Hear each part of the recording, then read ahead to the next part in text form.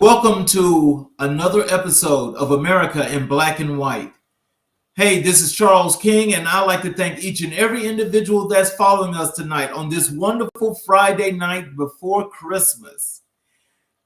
I'd like to start out by saying for those that are watching on our YouTube channel, please follow, subscribe, get that notification, and make sure that every time an episode has appeared, you guys will be able to catch it either on the YouTube channel or you can watch it as it's streamed live. Tonight, we're going to be talking about health and wellness and the effects on the Black community. But before we get into that, we got a little breaking news that I'd like to get out to you guys because this is very important. I want to make sure that everybody knows about this. Today, the Supreme Court has denied the petition from Special Counsel Jack Smith to fast-track a ruling on whether former President Donald Trump is immune for any crimes committed while in office.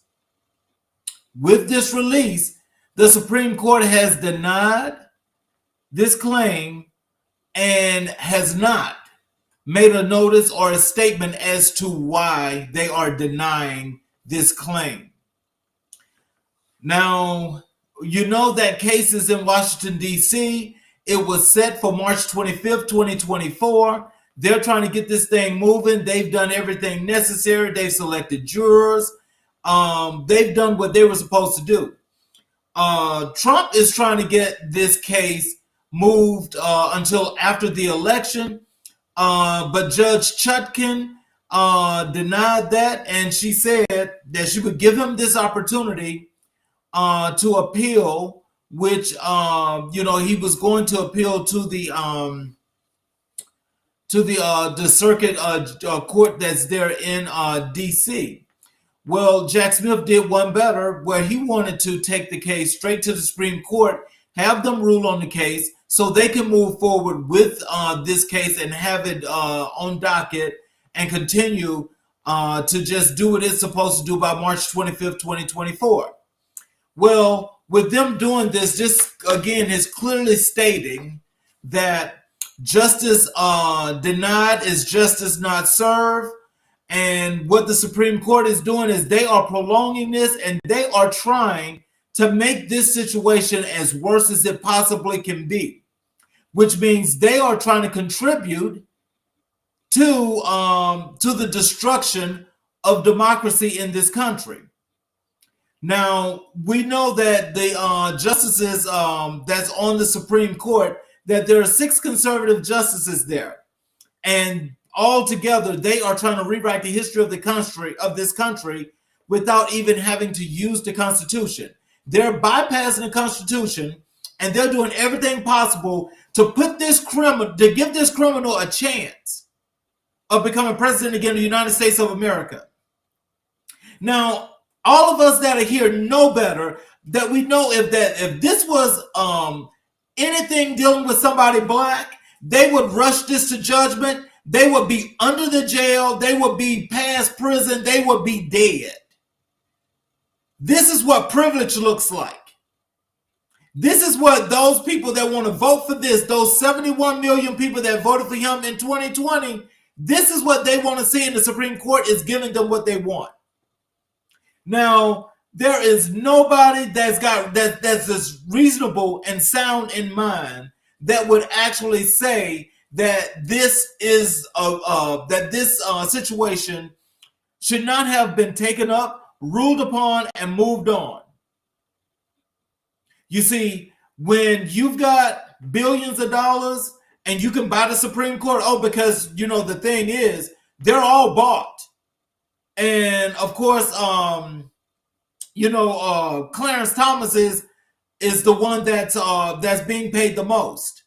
So when you can buy slaves, everything is good to go here in the 21st century, because they're trying to make all of us go back to that time anyway.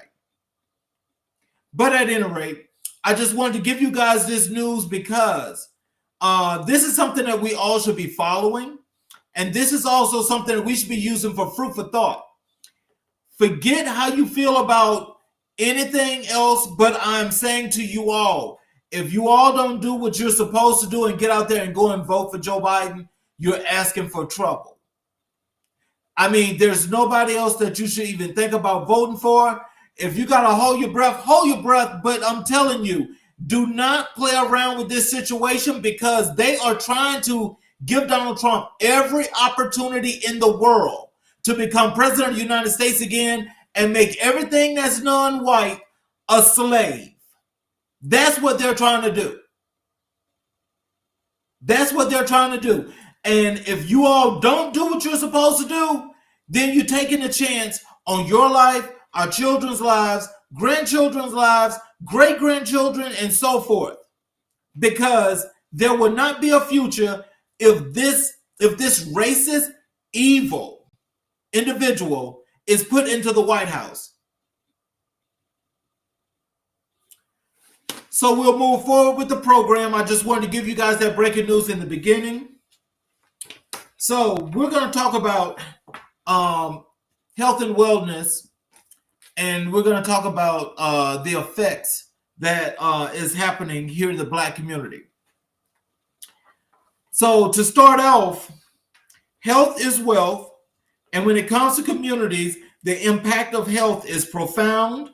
Unfortunately, the Black community has faced unique challenges that have led to disparities in health outcomes. What I will explore for you guys today is the various dimensions of how bad health affects the Black community and the implications for individuals and society. Now, that's a mouthful. That's a whole bunch of things that you have to take in. But the gist is that health determines where we go as to what our wealth, what our monetary income is going to be, what our everyday living is going to be, and how we get to live our lives. Now, there's many things when it comes to health that we know is a disparity, and it's caused problems within our community that we have not been able to overcome. And now this is something else that's getting a little bit worse. So let's take this for instance. Black women having babies in hospitals. What are the chances that either she or her baby is going to die?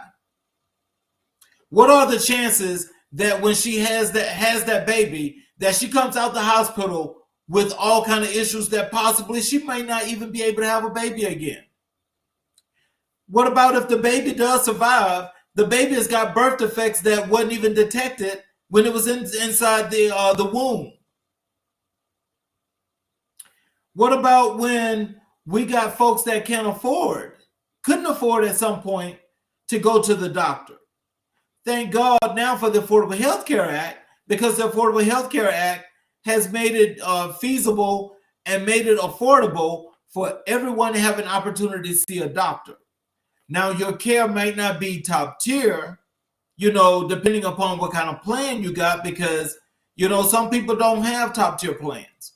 But the plan you have, at least it gives you the opportunity to go to the doctor, because every plan, regardless of the case that you get, is going to allow you to not only see that doctor where you get prescription drugs, and, once you get a really good primary care physician, they may be able to assist you and bring you along to make you a whole lot better. Which means that it's not just on them, but it's also back on us. Because what do we do with our health? What are we going to do with our health? Do we really want to take care of ourselves to live a long-term life? Is long-term life even something that you consider? These are things that we all have to look at, and we all have to make informed decisions, because I believe that as long as we're here and we're doing the things that we need to do, that we'll make things right for the future. Now, understanding the disparities. From a historical context, the roots of health disparities in the Black community can be tracked back to historical injustices including slavery and systemic racism. Understanding this context is crucial for comprehending the current health landscape. Now, again, when most people hear, when you start talking about racism and you start talking about slavery, people automatically think that black people want you to give them something. Nobody's asking you to give them anything other than just the opportunities that they have earned, that we have earned, and what we deserve. That's what we ask for.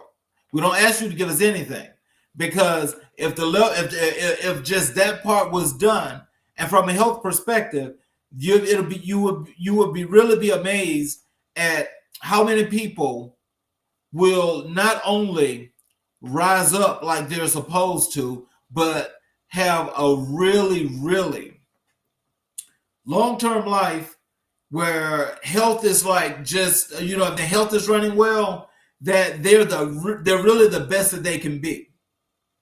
And also taking advantage of those opportunities that they have earned. Now, as we talk about the exploration of the socioeconomic factors, now what they do is that they contribute to poor health outcomes within the Black community. This is ranging from income disparities to limited access to quality education and healthcare. Now, I want you to listen to those last three words: education and healthcare. Now, what that means is that as long as you've got good health, you got strong mind, body, vision, and soul, where you're able to focus and you're able to do the things that you can do.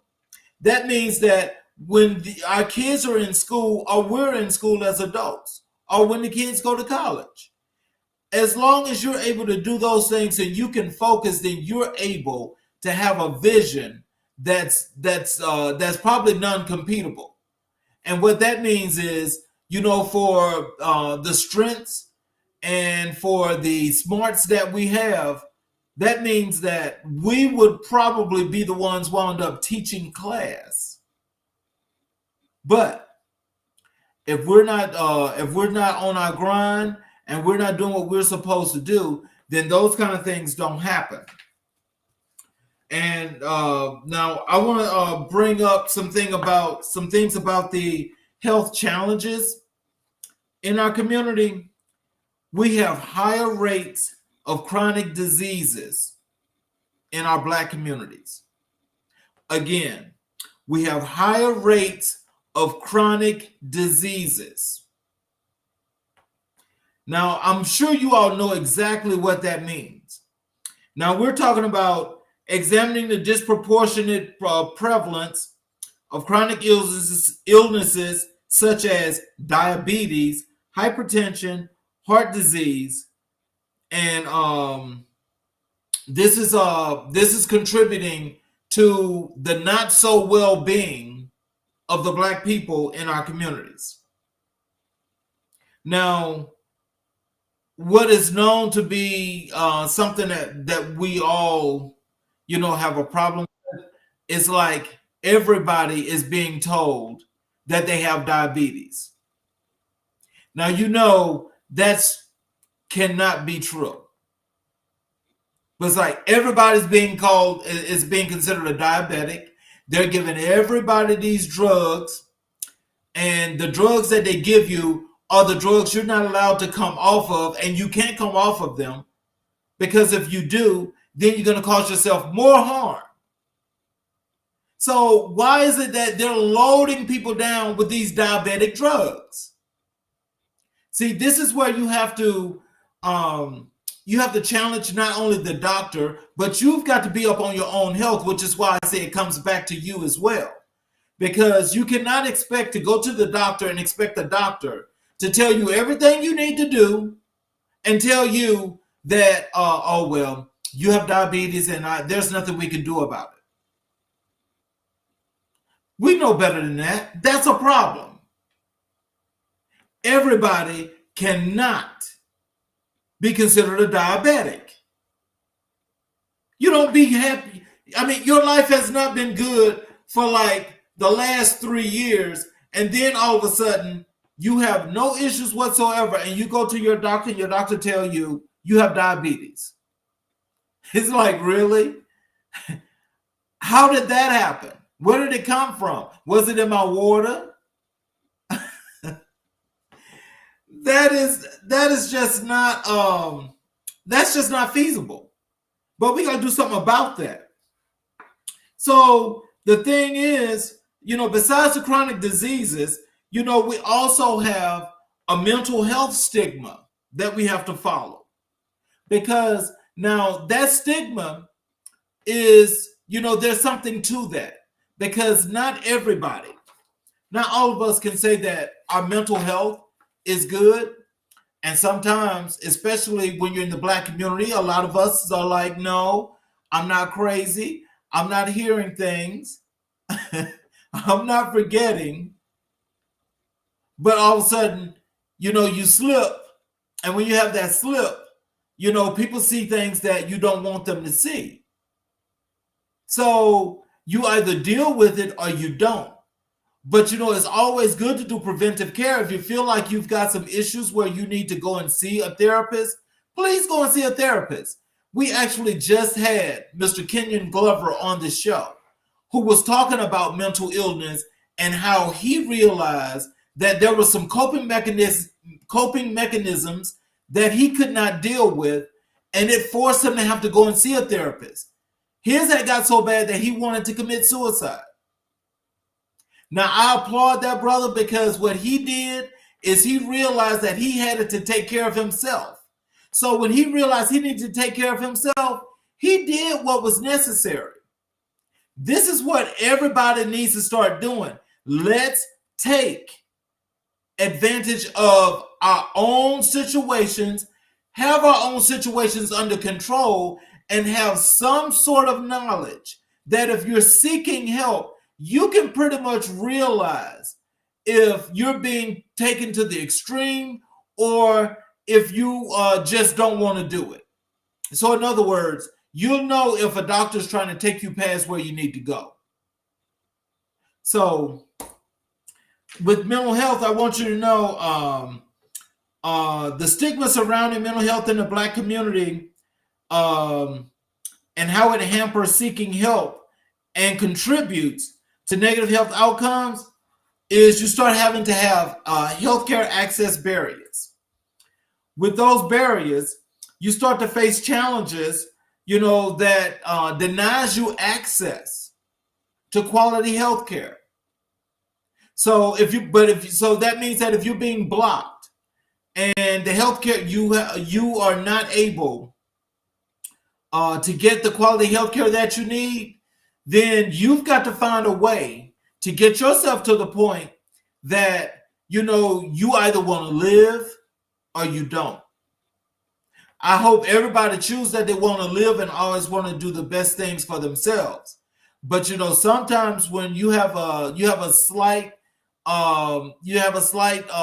bit of mental illness to where you're slipping into a depression and you're just not doing the things that you normally would do, you need to get that checked.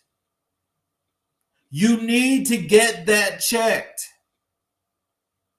Let's not go to that point. Let's make sure that we're all as strong as mentally as we know we can be. And also we're going to strengthen ourselves physically as well. Because the two go hand in hand. And, those things, they really do make things, better for everyone. So when we talk about these healthcare access barriers, the challenges that are faced by the Black community includes issues related to insurance, geographical location, and cultural competency. When we talk about that, when we say insurance, as I started out earlier, a lot of us don't have the best insurance, but at least we have insurance now. But if you don't have insurance, period, there's no way you're going to be able to take care of yourself from a health perspective. Now you are supposed to have health care in accordance to the Affordable Health Care Act because it's basically a part of the tax base based on your earnings and your contribution to the system. So what happens is if you let's say you go through the marketplace and you want to get you some insurance. 9 times out of 10, you're going to get some insurance. The insurance is going to be pretty much decent if you're on the low side, but you can get really, really good insurance via the marketplace. But the thing is, it's called the Affordable Health Care Act for a reason. And that is, you want to make sure that everybody has health care because you need to have health care if you're going to have longevity in living in this country. Also, we're going to talk about geographical location. Now, this is the biggest problem for Black people when it comes to insurance. And that is, depending upon what side of town you live in, what city you live in, what major metropolitan city you live in, it determines not only how much you pay for insurance, but if they're even insure you. Because it's as what most of these insurance companies do is they will tell you, okay, we can sell you insurance, but we have all these variables in which we have to consider if we're going to insure you or not. They have to go with the morbid rate. And that sounds kind of crazy, but they use a morbid rate to determine, how much you're going to be paid. I mean, how much you have to pay for the insurance, or even if you're insurable, because they can go through everything that needs to go through. You do the application, you pay your first premium. But when they go back and they do that check from a medical perspective, and they go through the Fair Credit network in order to find out what your financial situation is, they can still turn you down and tell you, no, you're not insurable. But if they do insure you, if you live in, let's just say you live in Southeast DC, or you live in Southwest Atlanta, or you live on the south side of Atlanta, or you live on the south side of Chicago, or if you're living in Brooklyn or the Bronx in New York, your insurance rates are going to be very, very high. And that's based on the morbid rate, the crime rate, how many Black people live there, how big is the area, and what your everyday activity is. Sounds unfair, but that racket is what's making a whole bunch of money. And you paying into it because they say if you want to be buried, you got to have insurance. They say if you want to drive a car, you got to have insurance. And we talk about cultural competency. This is people want to find out what you do in your everyday life. Where do you conduct yourself and how do you conduct yourself? They're checking your social media. They're asking people questions about you. It's everything that goes into how much money I'm going to need you to pay for your insurance because you're like a risk. And they call it risk. So that risk can be either high, it could be low, it could be whatever they want to call it. But if you're Black, you're not going to get the same number as the folk that don't look like you. Because the folk that don't look like you, they get $1 million policies. They get $500,000 policies. They get $250,000 policies. But you as a Black person, you could be in the best of health, ain't never had no issues. And let's say if you wanted one of those policies, believe me, those policies are so high that you're not going to even be able to just look at it. So You have to think about those things as well. So now, when we talk about physical health consequences, the thing that we should be doing in our communities is we should be working on exercising at least 4 times a week. If we're exercising 4 times a week, we have the right meals that we're supposed to have, and we're not overdoing it. Let me tell you what happens. Your body feels better, you feel better, you living longer, and let's say you're 75 years old and you run around here like you're 15. What that does is that scares the folk that don't look like you, because then they feel like you're a threat and that you have become this, you're this god from somewhere that nobody knows where you got this fountain of youth from, but it's all natural. Be yourself, but you need to do what's necessary to ensure that your health is always good. Remember, you want to try as much as you can to exercise at least 4 times a week. Because if you exercise 4 times a week, especially if you're getting that walking and running, in those routines every, for at least 30 minutes, it makes your life and your life quality that much better. So let's think about some of those things. So, analyzing the direct physical consequences of poor health in the Black community and how it affects daily life, longevity, and equality of life, we're going to talk about the psychological toll. Now, the psychological toll, now that goes into, what your everyday being is, as in what your thought processes are every day. So, if you're doing everything from a quality control perspective and you're actually doing everything you're supposed to do in your everyday life, this is not going to be a problem for you. What's going to happen is your quality of life is going to get that much better. Now you have to think, after now having great physical health as well as mental health, is your insurance still going to go up?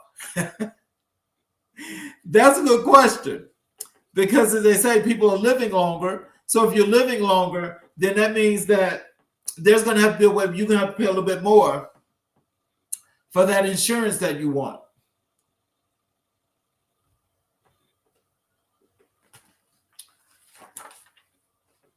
Societal ramifications. Well, let me go back and let me talk about a little bit more about the physical perspective, because there was something that was mentioned here in my chat here about the physical health and the holistic approach. Well, let me tell you, a lot of people that use the holistic approach, it works for a lot of people, but a lot of people it don't.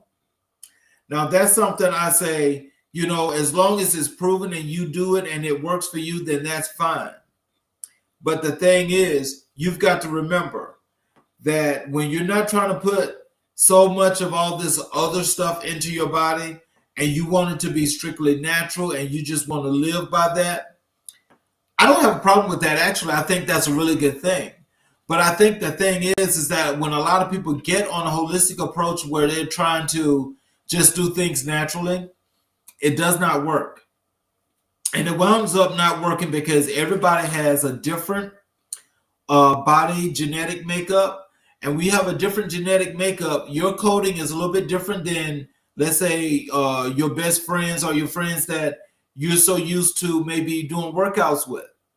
And so it could be like things from a holistic perspective can like just have you flourishing. You're doing really, really good. But for somebody else, that don't work. And the reason why that don't work is because their body is just not made up that way. And their bodies are not able to handle that kind of approach. But I will discuss a little bit more about that a little bit later. When we talk about societal ramifications, I want to talk about economic implications and educational challenges. When we talk about economic implications, okay, now what I want to tell you first is that health disparities in the Black community translate into economic consequences, affecting productivity, employment rates, overall economic well-being. So, plain and simple from that perspective, okay, if it affects your productivity, you got a low wage job, you're not really making much, and you're barely getting by, yeah, that's affecting your productivity because you either don't want to be at that job, you don't want to be around people, and it's pretty hard for you to even function. Now, when we talk about employment rates, you may be very well qualified to make $18, $20 an hour, but they want to pay you $15. They say $15 is a livable wage. But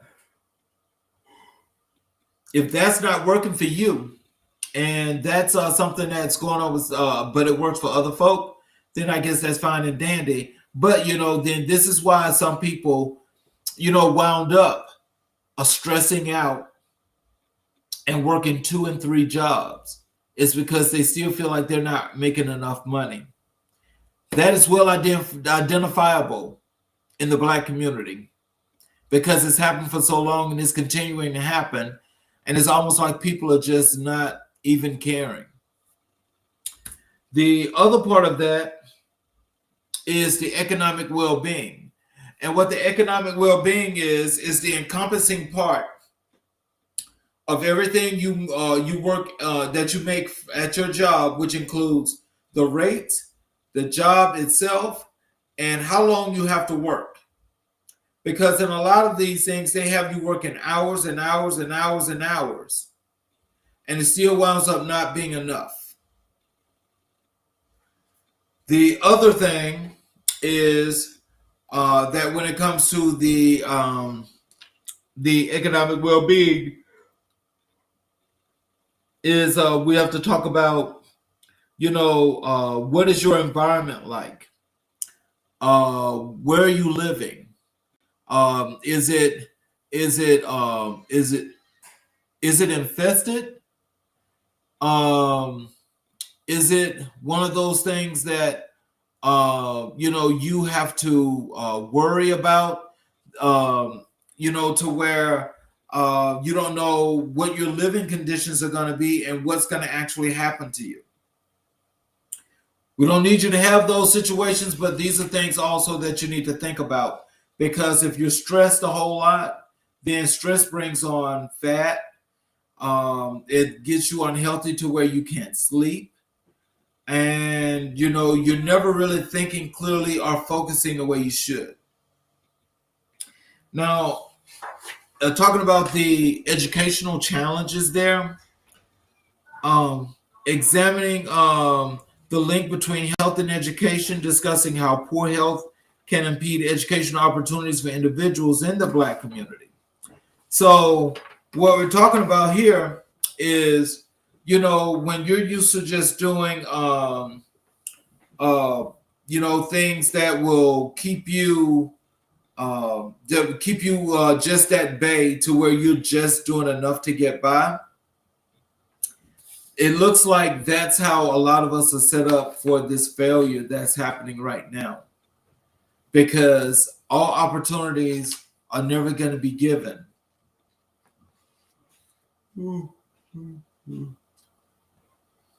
Now, how we break this cycle is we talk about community empowerment. Now, highlighting initiatives and strategies for empowering the Black community to take charge of their health, fostering a sense of collective responsibility, starts with policy interventions, which is discussing the roles of policies in addressing health disparities, advocating for changes at both institutional and systemic levels to create lasting impact. Now, when it comes to that, what we have going on here is the policies that are being passed that are being dictated to, and not just out there for people to just get, but what's being dictated is that you have to do 1, 2, 3, 4, and 5 and then say, did I do this right, before it's realized that it's wrong. But after it's wrong, it's like, okay, you had to ask, but it's wrong. So now you can just do it this way, which is the way you wanted to do it in the beginning. That's so confusing and convoluted. That's so confusing and convoluted. Who in the world is going to keep up with all that? Now, I have some chats here, and one is no insurance equals holistic approach.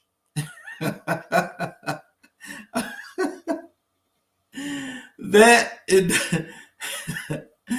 that it does, and that actually goes back to that individual I was speaking of. If you don't have insurance, your life is going to be pretty much just out there by itself on the ledge.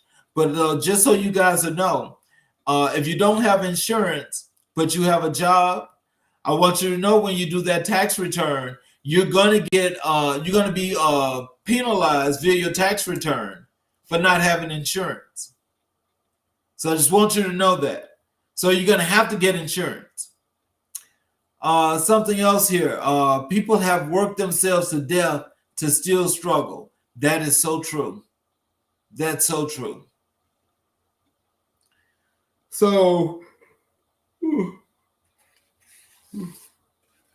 when we go to this, the impact of bad health in the Black community is multifaceted, rooted in historical injustices, and exasperated by socioeconomic factors.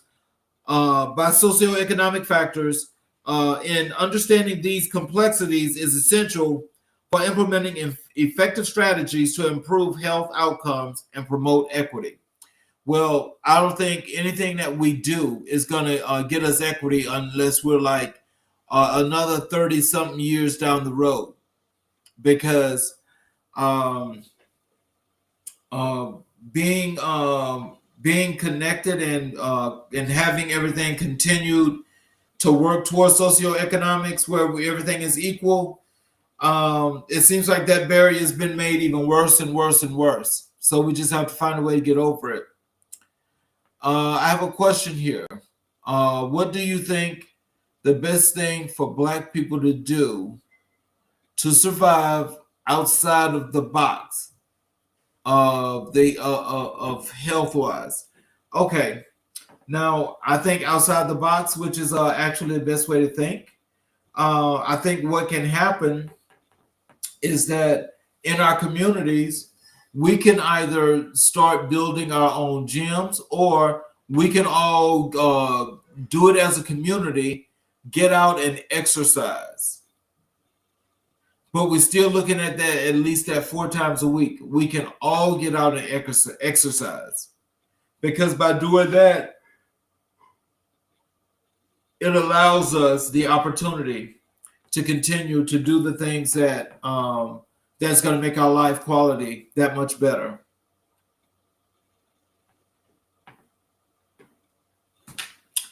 Now, let's see.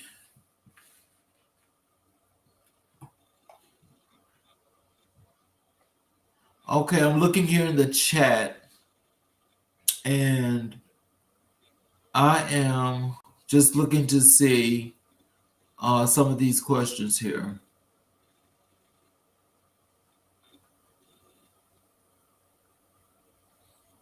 Let's see. Well, okay. We're going back to the holistic approach, and this is beyond physical health. Okay.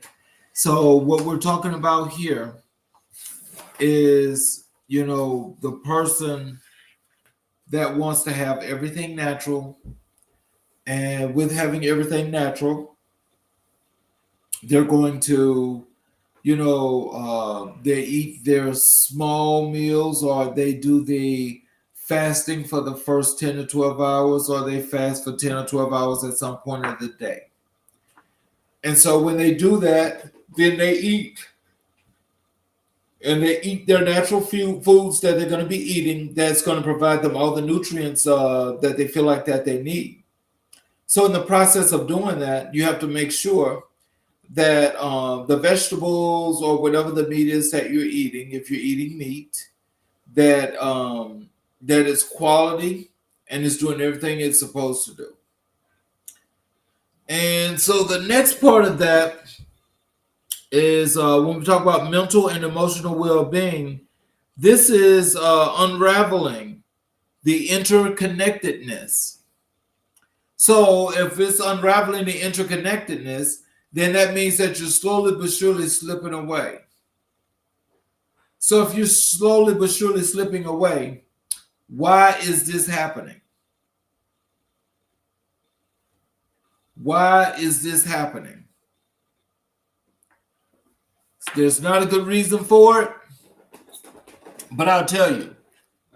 One thing that we should not be doing is stressing, because the stress itself is something that can cause many, many issues. And that too is something that affects each and every individual different. When we're talking about some socioeconomic determinants,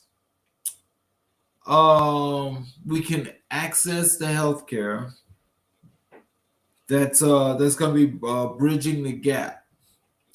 So when we talk about bridging the gap, what we're talking about is the gap between the have and have-nots, but you having an opportunity at least to get to this point.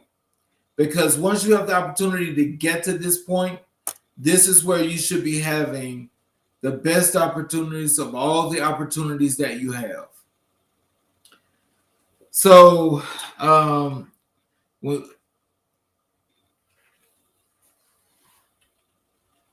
okay, one of our callers here says that he lost a lot of his hair from stress. And when it comes to the question that's being asked about the hospital debt, the only way I know of you getting rid of that is to bankrupt it. So if you have to file for bankruptcy, file for bankruptcy.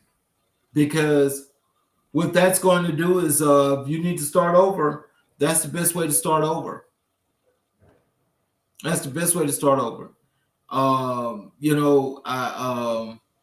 If you're going to do that, you're going to need to do 7 as an individual, because 13 as an individual, they will just do a scheduling indebtedness and have you paying this on your backside. They have you paying on the backside. So you just have to bankrupt that. When we talk now, we're going to cultural perceptions of health, and we're going to talk about the historical context of that. We're going to be talking about the impact on the historical text. And so where we're at with that is, from a historical perspective, this has never been a really good thing for Black people. Because what has always been is the fact that most of the times our families weren't able to go to hospitals or to the doctor because they couldn't afford it. The job they had would not allow them to actually go to a doctor because they didn't have the money. But the world was still stuck in time. The good thing now is that you're able to go and get that insurance anytime you want it.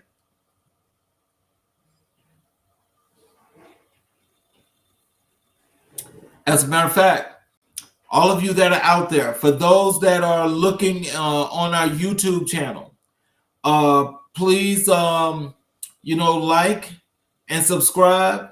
But also in your comments, if you need to have ask me any questions or concerns, I would definitely go back and look at all the comments that's been left or any questions that people have, and I will go back and I will make sure that those questions are answered for you, and answer them to the best of my abilities, but also help you to get to wherever you're trying to get to in order to make things happen for you.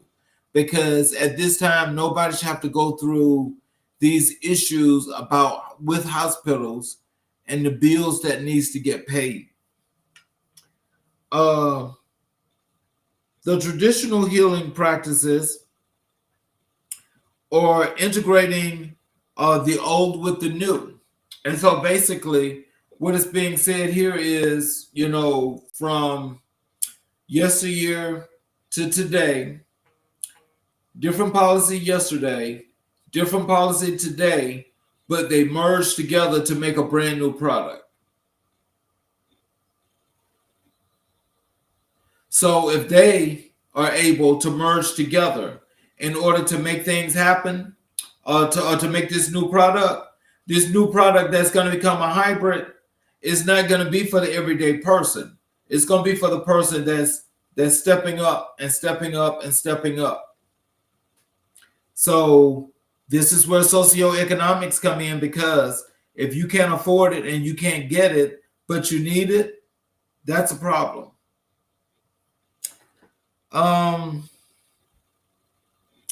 Culinary traditions, and you're talking about the role of cultural foods. Now, it is one of those things they say about if you are a part of the African American community, then you just eat bad, period. Now, that's for those that like to stereotype. I'm not going to stereotype you, but I'm surely not going to tell you that something that's bad is going to be good for you, because that would be a lie, and I would never do that.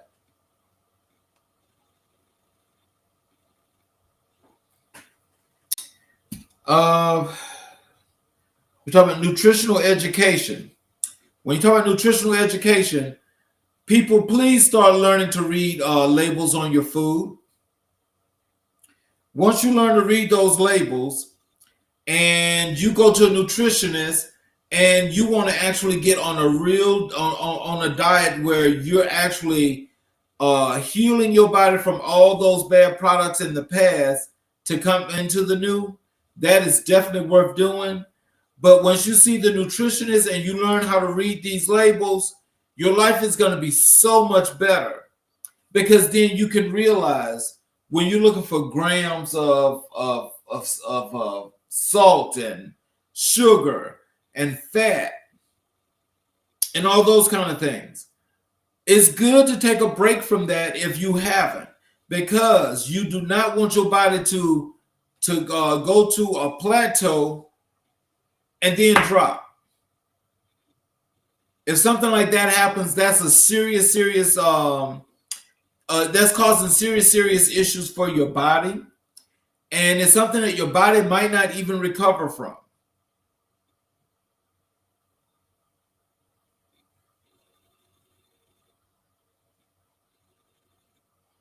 So our next thing is, oh Lord, we're gonna have to get ready to cut this, because we've got something else that just come across.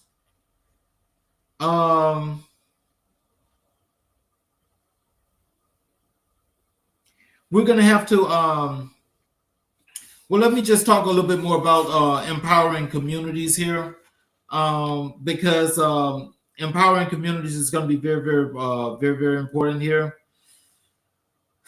When we talk about empowering communities, we're going to be talking about community engagement. We're going to need people in the communities to create health programs, participate in health programs, do some collaborative initiatives. That is fostering a sense of unity when they do these health programs, pass them throughout the community, you get everybody involved. We're going to do some strength in numbers when it comes to collaborating initiatives. That is going with other folks that are doing things within health that we see that's going to be fit to help us within the communities. The role of education is going to have to be school-based, culturally competent healthcare providers. So that means if you're in school, you want to make sure that your school has got something for you, or you want to create something within the school that's going to help people, but also you want to advocate for change with these healthcare providers So when you're talking to your healthcare provider and you're asking for the best health that you could possibly get, you want them to help you. We've talked earlier about overcoming stigmas, and mental health is the first one that we talked about, which is breaking the silence, and letting it be known if you need that help, where you're going to get some mental help as best as possible. You want to access mental health services wherever they're located, especially if they're close to you, and it's something that you really feel like you need. But also body positive and self-care. That's redefining beauty standards. That's embracing diversity and things that are going to help you when it comes to redefining your body, and promoting self-care practices, which means that everything from your lotions to everything else, you want to make sure that your body is getting exactly what it needs in order for it to function.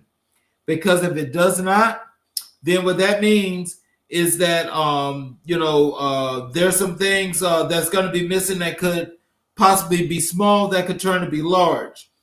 So just in conclusion with this whole thing, as we navigate the complexities of health and wellness in the Black community, it is imperative to recognize the multifaceted nature of well-being.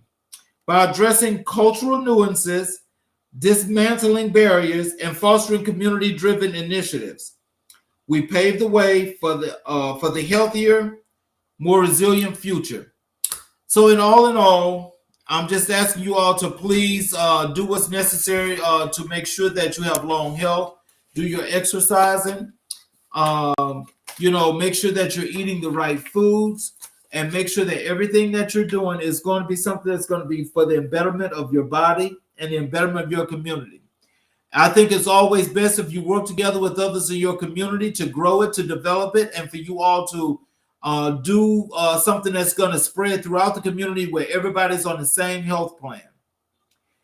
At the end of this show here tonight, I want to thank you all for listening tonight, especially there on the YouTube channel.